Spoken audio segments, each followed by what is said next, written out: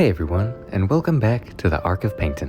I'm Bob Rossic, and today I'm going to be teaching you how to make some almighty paintings. Now first you'll need a canvas, a paintbrush, and we're going to roll the colors across the screen for you. And today we'll be painting a happy summer mountain. Now we're going to take some of our Celeste coloring and just start coloring in the sky. And remember, if you hold shift, your 1-inch brush turns into a 2-inch brush, and it's awful handy when you're painting these big skies. Now I always like to end our sky at the middle of the canvas, and this way we're making space to create our own little world. And maybe in our world, oh, there's a big lake right there. And how about it's so still that you can see the sky reflecting off the surface. Now I think this sky is ready for some clouds.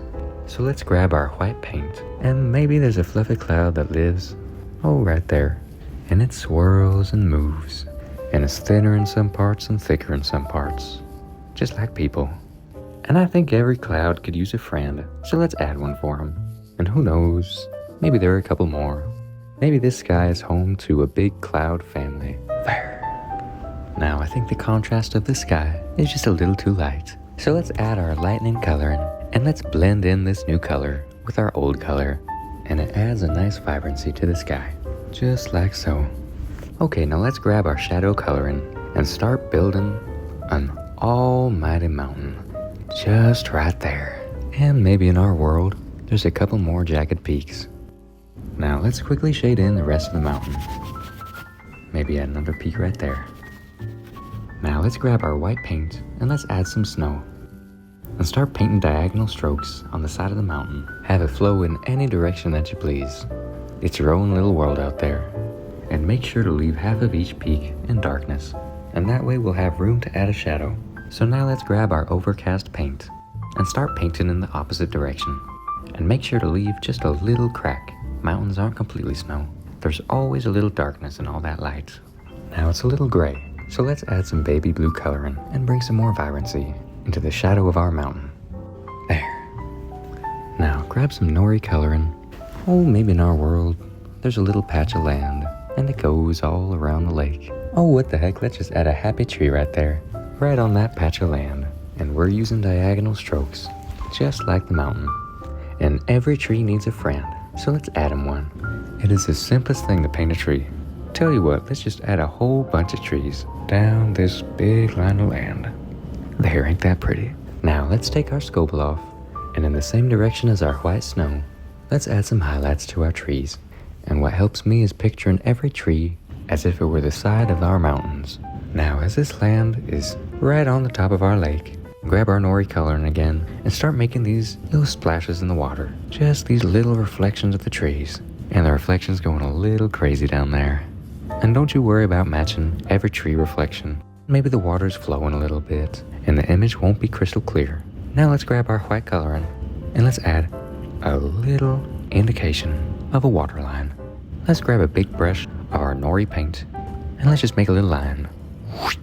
And now let's hold our shift button and start making the outline of a tree. Just make it as simple as you can. Just focus on the feeling of the tree, where those branches are gonna go. Why don't we add a second tree right to the side? Maybe these trees are friends. Maybe they're enjoying the view of that almighty mountain. And remember, don't worry about the detail just yet, because now press off your shift button and go with your small brush and just tap the edges of your tree just like so, and it'll add that little bit of detail. And taking our highlight paint again, let's go and do the same thing as we did with the trees in the background. And now let's tidy up this little piece of land that it's sitting on right here. Maybe in our world there's a little bush right there, and maybe there's some big reflections in the water. And why don't we grab our orc coloring and let's start highlighting that bush. Start with the top of the bush and just make your way down, having it be lighter and lighter. Maybe in our world it's autumn, and the leaves of one bush is starting to fade. So let's grab our leather coloring and let's add that little bush right there. And maybe the rest of these bushes are all nice and green with our orc coloring, and they're fluffy on the top, almost like blessed heads of hair. Now let's take our chartreuse and our tangerine, and on the tops of each bush, let's add a little layer of each of those colors. Just add a little highlight, and just like that. Now let's fix our shadow and add another water line down here. And taking the base colors of our bush, let's add some little reflections along with the highlights of our trees. Now there's some big empty space on the side of our painting. So let's add an almighty tree. And let's do the same thing with our large brush. And it doesn't need to be perfect. Just let the brush go wherever it wants it to, as long as you're proud. And tell you what, I'm proud of you even just thinking about painting. And you can do it just about anywhere. Now let's add an indication of some land right here. Maybe swoops up and down, and go ahead and shade it in.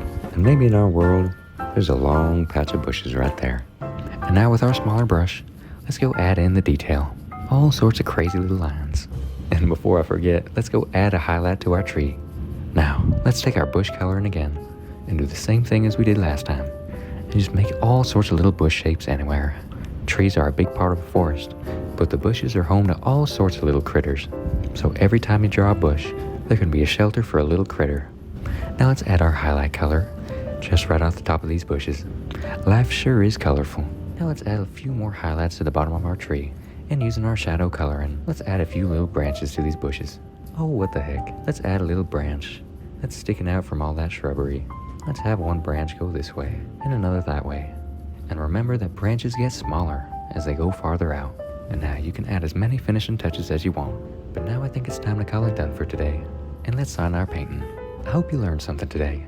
And if you like this series, please let me know in the comments. I hope you enjoyed. Happy painting, and go check out the real Bob Ross.